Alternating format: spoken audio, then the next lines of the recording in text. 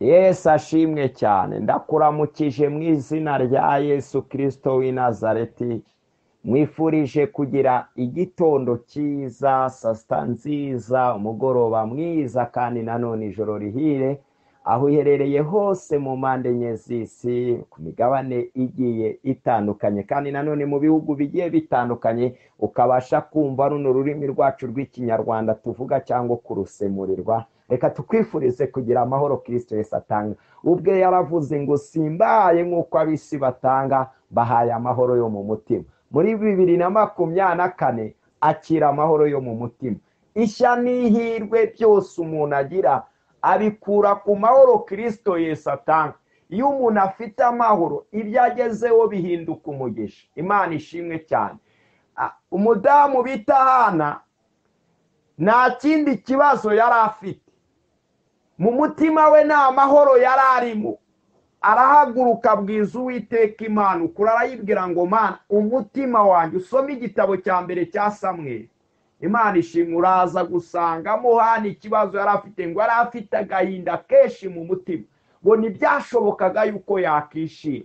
Kandi burya umuntu udafite amahoro, ikimuranga na agahinda nyine, ni umubabaro.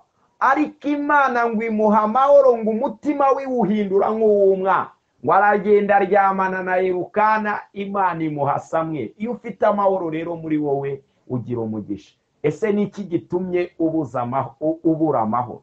Ese nta mwami ufite? Niko Mika yahanuye 4:9 aravuga ngo ni iki gituma uvuza induru, nta mwami ufite? Noneho ageze kuri 5 abwira wa mutima wari ubuza amahoro. Mu mutima iyo ufite amahoro haturukamo ubwami, haturukamo ibyiza. Sinzi nimba uri kunyumva, ariko ageze kuri 5 yararuye ngo nawe Betelehemu ya Efurata, nubwo uri mutoya mu midugudu y'igihumbi y'Ubuyuda, muri wowe ngo niho hazakomoka umwami, uzaba umucunguzi w'abantu. Rero ushobora kwigaya ukabura amahoro kubera ubukene, kubera ubushomeri, kubera karande, ahantu uvuka ukibuza amahoro, ukavuga ngo mbese mama nanjye nagera kuri iki ngiki. Imana ishimwe cyane kandi tugirire neza. Hoya, birashoboka cyane muri wowe. Iyumvemo amahoro Kristo Yesu atanga, hazakomoka ibintu bikomeye. Abana bawe baziga, nimba utanabafite uzabyara. Na Hana yarabyaye, na Sara yarabyaye, sino muri vase biburike, uwo muturanye, uwo mwasenganye imyaka ishize, Imana yamuhaye urubyaro. Humura nawe izaruguha, niyo iha ingumba kubyara, kandi niyibohora abantu bose bavuga ngo barababoshye, ngo baramuzinze. Imana niyizingura. Imana ishimwe cyane kandi tugirire neza. Turi mu mwaka wa 2024. nta nubwo twagakwiye kuvuga ngo umwaka mushya muhira, ahubwo ndakwiye kukubwira ngo korwa ku maso n'Imana, ubona ibyiza Imana igufitiye muri uyu mwaka. Turi mu kwezi Imana yaduhaye terime mu gitondo cy'umugisha ivuga ngo ni ukwezi ko gukorwa ku maso. Twavuze ijambo ryiza ku itariki ya mbere rivuga ngo hari uwari umaze iminsi myinshi ari impumyi, ndetse Yesu nabwo kugira ngo amukoze akondo ku maso amutume Sorowamu, abigishwa bafashe ijambo baravuga se mwigisha, twavuye i Betesayida ndetse twaranabanye turagendana, bazana uwo bahetse ari 4 bamumanurira mu ngobyi agera aho twari turi, uravuga ngo ababariwe ibyaha. Ndetse tunavuye i Betesayida twasanze umuntu wari umaze imyaka 38 arira, yarabuze umuntu umutereramo, uravuga ngo ni ibyaha, ngo arababari. Uyu nguyu turamuzi. Mama, reka nkubwire, barakuzi, bakuzi guhera kera, nawe udashingiza nk'abandi, bakuzi guhera kera, upanga ubukwe barakuzi. Mana ishimwe cyane kandi tugirire neza. Barakuzi udafite awuba, barakuzi uhora ubunza akarago, barakuzi uburara, barakuzi urya ubugari gusa, none na n'ubu bwarahenze. Barakuzi. Ntukankunze kubwira abantu ngo jya wemera ibintu bakuziho n'ibyo wiyisiho, ujye wemera uturizima. Imana ishimwe cyane. Barakuzi. Barangije Yesu arabasubiza arababwira ngo uyu nta cyaha yakoze. Ndashaka gutangaza amakuru meza muri uku kwezi ko gukorwa ku maso. ibyo byose ubona uhura nabyo korwa ku maso n'Imana, nta cyaha wakoze, ahubwo ni ukugira ngo imirimo y'Uwiteka Imana yerekanirwe ku buzima bwawe. Mbibutse neza turi mu kwezi gukomeye, ukwezi kwa mbere. Ubundi uku kwezi niko kwezi abakozi ba Satani batanga imihigo yabo ikuzimu ku bakonikoni, kubabaha imbaraga, kubabaha ubutunzi, bagatanga imihigo, kandi iyo mihigo bayita ibitabo. Bagahigira bakavuga ngo naka ntazatubanaho, uriya ntazatubana. Utinya abantu batanga abana babo bagatanga abagore babo, nawe nibagutinya bagucishiriza bakakurimbura. Ndagira ngo ubwire ujye uba maso mu kwezi ko gukorwa ku maso. Yesu ashimwe cyane. Ni ukwezi nawe rero umukristo agomba kwihagararaho, yarangiza agasenga akitamba mu bise by'amaraso ya Kristo Yesu, akavuga ngo Yesu ndi uwawe, nkufite sinifuza undi murengezi. Ma igihe cyo kubaho mbeho ngirira abantu, nangariza abantu kugira neza kwawe. Ese Imana iyo uyibwiye ngo iguhe kurama ibifitemo inyungu, ni ukuri kwera yamamagaye irabiguha. Ahubwo umuntu arashaka kurama kugira ngo azagure imodoka yirate ku baturanyi, kugira ngo azagure inzu ajye agenda abwira abantu ngo mwabibonye ko nanjye nubatse inzu. Ariko Imana ishaka kurama ibikorwa byawe kugira ngo bigirire akamaro wowe ndetse binakagirira Imana. Imana ishimwe cyane. Ni nayo mpamvu Yobu inshuti ze zamusengeye. Hari n'abantu nkunda kubwira bene data, nababwira ngo hari igihe kigera amaso yacu agahuma, n'Imana twayinginga ngo yongere idukore ku maso butoya, ikabituretse wakanya gatoya. Niko Yesaya yahanuye, ni ijambo ry'Imana. Yesu ashimwe. Yobu we inshuti ze zitwa Zofari na Burudadi, ngo umwe yari umutema, barangije baravuga ngo Yobu nakatubeshye yakoze icyaha. Ngewe ubwanjye nagiye mu kirere nahanuriragamo ndahanura, ni igice cya 5, ngo hamagara hari uwakumva. Imana itugirire neza. Turahamagara Imana iraceceka. None ko tuzi bari bafite ingingo nyinshi, babanga Imana ntabwo ijya yumva abanyabyaha. Ariko yo bakomeza kwihangana, aravuga ngo gukiranuka kwanjye ndacyagukomeje, sinzikuraho kuba inyangamugayo. Noneho baravuga ngo yo bakomeje kutubwira nabi. Rero hari abantu bakiserera ikigeragezo, bakakugerageza ukabataba abantu, kandi ari bene sosha munasengana munabana. Yobu barangije aravuga ati Yobu suku kwanga, dufite ibihamya byinshi. Bamwandikira amagambo meza ari mu gice cya 6. Baravuga ati Yobu wibeshya, ntabwo Imana yakigera ita umuntu w'intungane. Kandi koko nibyo, ntabwo Imana yaguta mu kibazo cyawe waba urimo uko waba umeze kose. Toma bitaga Didi igeze aba ari kumwe na Yesu, ngo bashaka gusubira kwa Lazaro. Toma arabaza ngo Yesu tubwire, ubwo duheruka i Betaniya abayuda baduteye amabuye, none urashaka kugira ngo tugende ku manywa bongere badutera amabuye? Imana ishimwe. Yesu aramubwira ngo ugenda ku manywa nagasita. Ni ijambo nshaka kukubwira. Ku manywa umuntu haba ari nijoro akamenya ko ari ku manywa ari uko yakozwe ku maso, akaba ari mu kibazo agakorwa ku maso, akabona azakivamo, akabona igisubizo cy'icyo kibazo, akabona ari mu bukode, akabona igisubizo ko azagira inzu ye. Nicyo Kristo Yesu yabwiye Toma. Yaramaze kubabwira ngo mu by'ukuri uriya Lazaro ni inshuti yanjye, nubwo amaze iminsi 4 ntago yapfuye, yarasinziriye. Imana itugirire neza cyane. Iryo jambo ndarikunda, ariko nifuzaga kugira ngo nkuremo ijambo rimwe ryahishuwe n'Umwuka Wera, ugenda ku manywa nagasita. Mama, umuntu ufite amaso ntiyasita. Imana imwereka ahantu ruzingiye kugira ngo urugo rwe rwubakike. Imana imwereka ahantu ruzingiye kugira ngo akore atere imbere. Imana imwereka ahantu ruzingiye kugira ngo karande z'imiryango zikurweho, yarangiza agakorwa ku maso. Umuhungu umwe bita yari afite icyubahiro ngo kukirusha bene se, bamwita Yabesi, ngo yari atuye mu gihugu cy'Yabesi. Bibiliya iravuga ngo yari umunyagahinda ngo kubera ko nyina nawe yari afite karande y'agahinda. Imana imukora ku maso biriya utagira ngo byarizanye. Namubwira ngo Yabesi we, kubura amahoro mu mutima nta kintu wasagera, uri umunyacyubahiro ko kurubashye, ariko umuntu udafite amahoro ahora akorotiriye. Rero ikibi cya korotire, ari igihe uba ahantu muri korotire ukareba senyenge, ukareba iyo uri kujya, Yesu ashimwe cyane, ariko aho ujya ukaba utagerayo. Nicyo biba bisobanuye. Mu by'ukuri senyenge bacishamo imyenge, bashyiramo ingango, bakavuga ati wowe reba hakurya iriya ariko ntiwagerayo.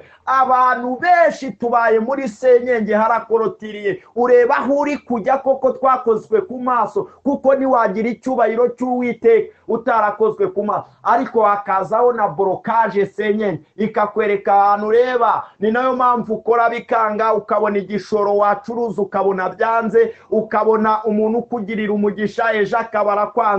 Iyo ni borokaje iboroka umugisha wawe. Rero urakwiye kubwira Imana ikongera kugukora ku maso gatoya, ugahindura uburyo niyo senyenge yakatwa, ukazamuka ukajya mu mugisha wawe. Ndumva uyu munsi ariyo magambo nababwira, ni ijambo ryo gukorwa ku maso. Yabesi rero ngo atakambira Uwiteka, babwire igihe cyo gukorwa ku maso urataka ugatakamba. Nuko Bibiliya iravuga ngo Yabesi ngo Uwiteka Imana amuha ikintu yasabye. Yasabye ibintu byiza bigera muri bitatu. Ikintu nakunze ngo ni ukuboko k'Uwiteka Imana kubana na Yabesi. Ikindi cya kabiri ngo ni ukwagurirwa imbago. Ikindi cya gatatu ngo Uwiteka ni ukuzajya arinda Yabesi ibyago kugira ngo bitamubabaza. Koko Yabesi yahuraga n'akabazo, umugore yavuga nabi akarakara, umugabo yavuga nabi ukarakara, ariko aravuga ngo muri ibyo byose nzajya mpura nabyo, bizajya biba ari ibyago, birashoboka ko gupfusha bitarangira bitashiraho, ariko ibyo byose ntibizajye bimbabaza, ninzajye ngira agahinda. Yarazi agahinda uburyo, ubundi agahinda reka nkubwire, agahinda kagusokoza kakagusiga kakagupudera,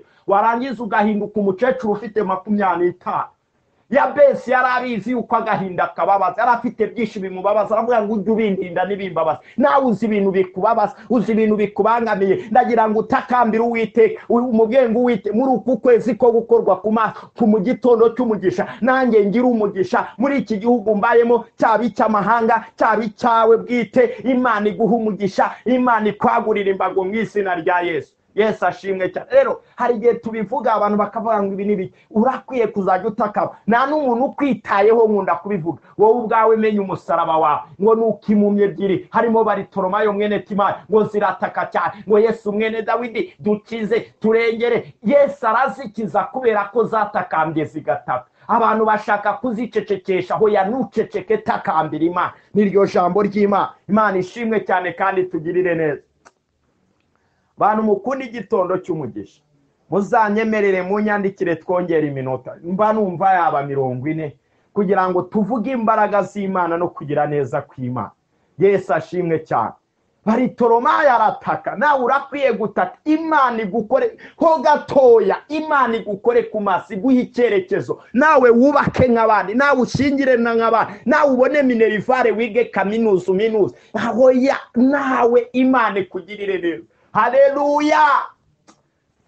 Mana ishimwe cyane. Reka dusome ijambo ry'Imana riboneka mu gitabo cy'umuhanuzi Yona. Ndabivuga kwiga no guhozaho, ushobora kuba ari ubwa mbere udukurikiye. Yona yabaye umuhanuzi w'Imana kandi aba umuhanuzi muto. Bibutse ntabwo umuntu yitwa umuhanuzi mutoya kubera yuko ari muto mu bitekerezo cyangwa ari umwana mu guhanura. Hajya bango uriya ngo ni umuhanuzi muhoya, munaba umuhanuzi mutoya bitewe n'ibikorwa bye bikeya yakoze agasamarayizinga bikagirira isi akamaro kandi yabicishijwemo n'Imana. Munaba umuhanuzi mukuru kubera yuko yakoze ibikorwa byinshi bikamenyekana, abantu bakabiha agaciro bikaba byinshi, akavuga ku bintu bigiye bitandukanye. Yesu ashimwe. N'umuhanuzi mutoya rero nawe bitewe icyambere kibitera yuko yakora cyangwa akandika ibintu bikeya, ishobora kuba ari level of education mu mashuri y'isi. Nkuko Luka yari umunyamashuri ntiyigeze abana na Yesu, ngo yari umutasi, yari umutasi mu ntumwa 12 ngo ubwo bamaraga gukiza wa mugore wari umaze imyaka 12 mu migongo, ngo nibwo Luka yemeye yandikira umugabo bita Tofiro, aramubwira ngo Tofiro we, nabonye bya bitangaza Yesu akora, yakijije umuntu twananiwe. Rero Luka kubera ko yari afite higher level of education, yari umunyamashuri, yanditse ibitabo byinshi, yandika igitabo cy'ibyakozwe n'intumwa n'igitabo cya Luka. Kandi ni witegereza Luka uzasanga aravuza amagambo menshi kubera yuko we yari yarize. Wakitegereza ba Petero ugasanga banditse uduce dutoya.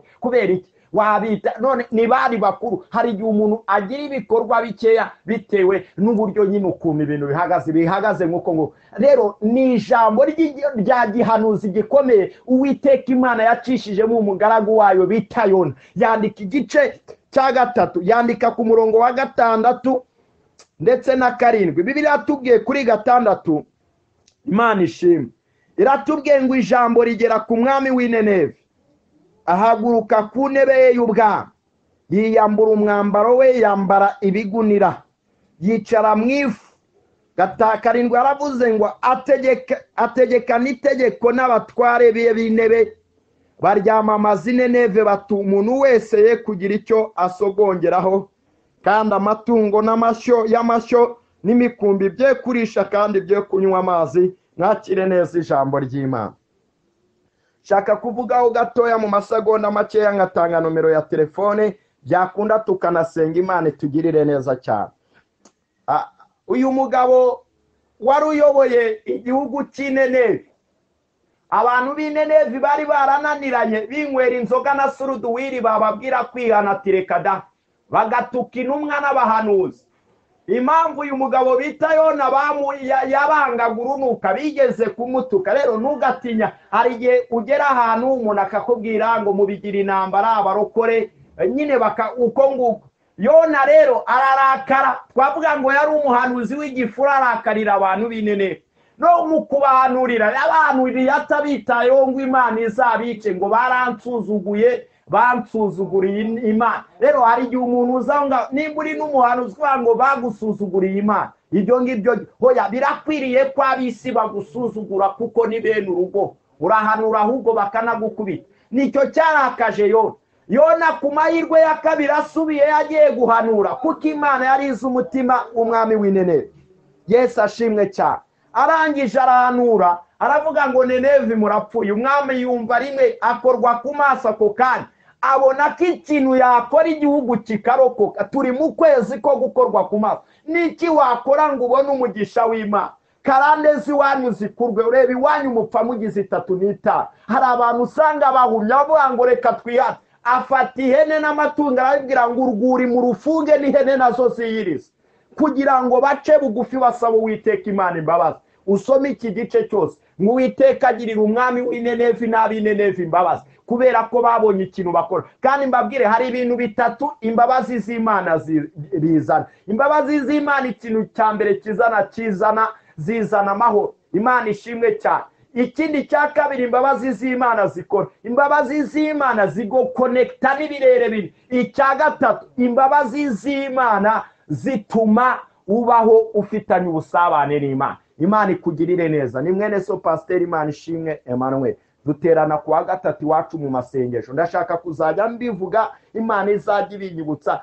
Iwacu muri Believers of Jesus Church rikorera hano Kimisagara ku wa 3 no ku wa 5 ndetse no ku cyumweru. Tuba dufite amasteraniro asoza saa 11, amateraniro 3. Imana iguha umugisha. Telefone no guteranya 250 78 4 6 3 7 6 8 078 4 6 3 7 8. Mana ndagushimiye ko turi mu kwezi ko gukorwaho. Uyu mudamu, uyu mugabo, uyu musore, uyu mukobwa, umwana muto, uyu musaza ndetse n'umucecuru, kubakoze ku maso yo kugira ngo bace bugufi bihanira amafamiye yabo, bihanira igihugu. Mwana twihanira itorero kugira ngo tukugirireho umugisha. Urakoze kubikunze, ni mu izina rya Yesu. Amen.